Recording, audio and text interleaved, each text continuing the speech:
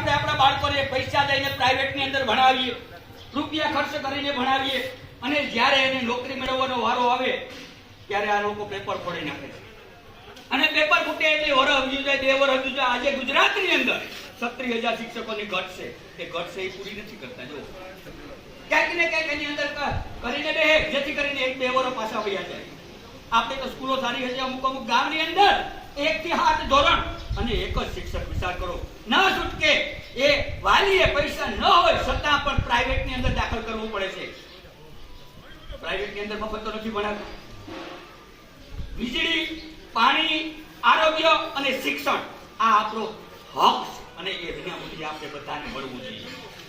તો આ હક અપાવવા માટે આમ આદમી પાર્ટી આજે તત્પર છે. આજે અસ્તિત્વમાં માલ ગોપાલભાઈ થોડાક ટાઈમમાં આપણે પોરબંદરની અંદર પણ પધારશે, ત્યારે એનો વિજય સંદેશ યાત્રા બધે જાય છે.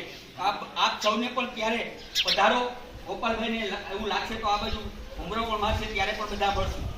પણ આપણા અહીંયા યુવાનો જાગૃત થયા અને એની સામેથી કીધું કે આવો અમારા ગામની અંદર, અમારે પણ આમ આદમી પાર્ટીની અંદર જોઈન થવું છે, અમારે પણ આમ આદમી પાર્ટીની અંદર જોડાવું છે. એવા સરપંચ ભાઈ પરબતભાઈ, એમનો પણ ખૂબ ખૂબ આભાર. એમના હારે પણ વાત થઈ કે આવો તમે અમારા ગામની અંદર મહેમાન થતા હોય તો તમારું પણ સ્વાગત છે. એટલે ખૂબ ખૂબ આભારને પાત્ર છે. સરપંચ સાહેબ પણ એક જાગૃત વ્યક્તિ છે.